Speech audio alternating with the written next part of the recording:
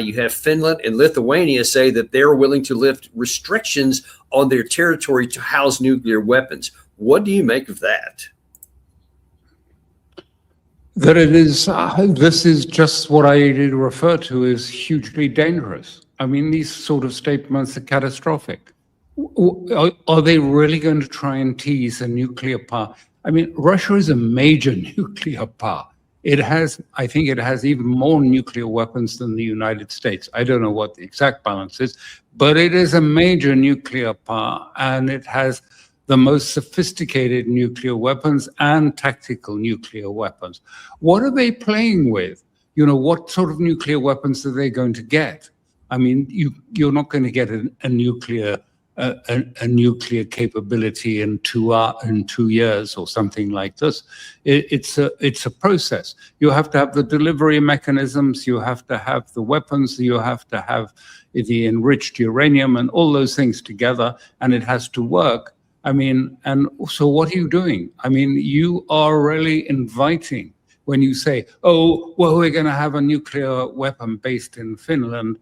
I mean, do you think that's going to frighten the Russians and say, oh, well, there's nothing we can do? And anyway, the Russians don't need to rely on nuclear weapons in the first resort. They have the Oreshniks, which have the capability of being of providing the equivalent of a nuclear weapon.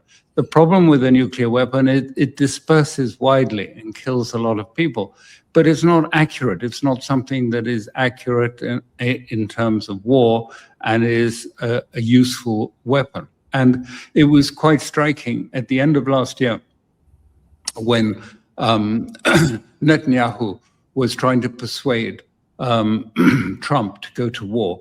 This hasn't been reported very much in the Western press, but when Netanyahu was trying to persuade him to go to war, and Trump said, yes, I know the nuclear weapons, and Netanyahu said, no, forget the nuclear weapons. What you have to have as your first priority is Iran's ballistic missiles, which are being completely, there is a new paradigm opening there. And he said, you know, nuclear weapons are not really so important these days. They're a little bit passé, can one say.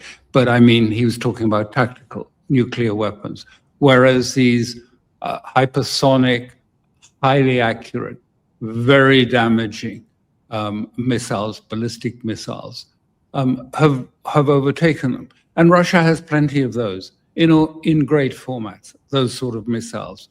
And so if Finland thinks that by saying it has got a nuclear weapon, the Russians go, oh, God, you know, we can't do anything. We're going to stop. You know, this is the sort of extraordinary, I don't know what to say, sort of closed mind in Europe at the moment, that they just are incapable of hearing. And if they're capable of hearing, they're incapable of, if you like, critical thought. Where is this leading? What is this going to take us to? And the exact parallel, and which is playing out now in Israel, is the fact that in Israel, and they're all complaining about it, it said, you know, everyone was so gung-ho about war on Iran, it was going to change the world, and Israel was going to emerge as a world power. They were literally saying things like this war, America, we're going to fly wingtip with America, it's going to change the war, and it failed. And now they're saying, but why didn't someone say a possibility might be that actually Iran doesn't collapse, that it could emerge stronger? And the answer came back in all those, at every meeting that discussed and were excited about going to war against Iran, no one stood up and said, I'm sorry, but, you know, are you sure that Iran is about to experience a complete regime change and a revolt from the people? What happens if it doesn't? Where will that leave us then? And suddenly everyone is admitting. No one even asked that. No one even questioned it. before they went. Apparently, there was we actually had Joe Kent on the show, and he said that there were people, at least earlier on, that were telling President Trump that, but then later in the process and before the war started, they were blocked out, and so then the only voices left were the ones that were saying it was going to work, and I think that's how we get into the situation now. But let's since you brought up this topic here, let's go on to that before we let you go as well. Because there have been some developments there as well.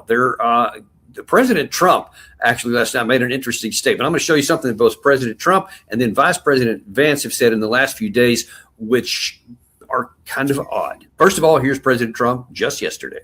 I've defeated them militarily. They're totally defeated militarily. They have some missiles left. We could wipe them out too. And I hit them 3 times last week very hard, because they sent a drone into a ship. I hit them, and we're negotiating, and we'll see whether or not. I think they've agreed to just about everything we need. President Trump says, hey, my military worked, and now they're doing whatever I say. But then this odd thing by J.D. Vance a couple of days before that seemed to be kind of at the odds with that discussion. What the president has told us to do is use this MOU to sort of refill the world's oil economy, to refill some stocks, and then to see where the hand is. If the Iranians are willing to make the commitments that we would like them to make and are willing to back those up with verifiable milestones, then we are going to change our relationship with Iran. And if they don't do that, then nothing has really changed except for what we've already accomplished from the military campaign, which is a lot. So if you had accomplished everything you wanted militarily, you wouldn't even need an MOU. You can just start right there. But where does this leave us right now, and how is this being reviewed on the Iranian side? Well, first of all, I mean, not only on the Iranian side, but from my side, I wonder if the MOU, it was supposed to be, if you like, a de-escalation framework, but I wonder if it was a deceit in order just to try and force open the Straits. And as you've seen in recent days, the US has gone to great efforts to try and get a couple of tankers out through what they call the American corridor, i.e. the corridor that runs in territorial water of Oman. And that hasn't worked because they've been attacked by Iranian IRGC forces. There are tankers that have been leaving. And by the way, most of these are Saudis from the Saudi field that has been permitted to go through by Iran because they're heading to Japan and to China, not to America, not to American refineries. And so it seems, the whole emphasis is what we're seeing across the region is because Plan A failed. Plan A was the collapse that Iran was a house of cards and a single little push, and it would all collapse, and that would be over. And then there would be no Hezbollah, no Hamas, no Iraqi resistance because they were all dependent on Iran, and Iran was collapsed. Anyway, Plan A failed, so they've gone to Plan B now. And Plan B is disarmament of the region in favor of Israel. And that's what they're pursuing. So the whole nuclear program, it was very clear, the whole nuclear discussions were leading to intrusive verification. Did you hear the word verification? I did about 50 times. Oh, we'll verify. We have to verify what's going to happen in our agreement. What does that mean? They wanted to have the IEA go in short-term, no notice inspections of all of the Iranian defense establishment, their underground missiles areas, to interrogate the scientists and the academics working on the program. They wanted to strip, the aim of this is clearly disarmament of Iran, to strip it naked, flood it with American and European arms inspectors, going everywhere, wherever they want, whenever they want. It would be like, you remember, I'm sure you do, the Iraq War, when the weapons inspectors decided that they had to check in Saddam Hussein's bedroom under the bed in case of weapons of mass destruction underneath it, just to humiliate him and to bring the point home. And so what are they doing? They then concocted this tripartite agreement with a few factions of the Lebanese government that were shared a similar animosity towards Hezbollah that Israel does.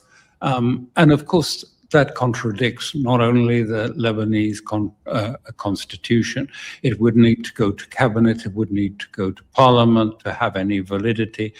But what it did do was to stick a knife through Vance's attempt to get a coordinated structure to supervise Lebanon that would include the IRGC. So on the one hand, you have Vance organizing a coordination meeting that includes America and the IRGC under the supervision of Qatar to manage Lebanon and the MOU, how it fits in the MOU. And then Rubio is sent straight off. It does it in Washington, but he brings these ambassadors together and they sign a different agreement which completely contradicts the MOU.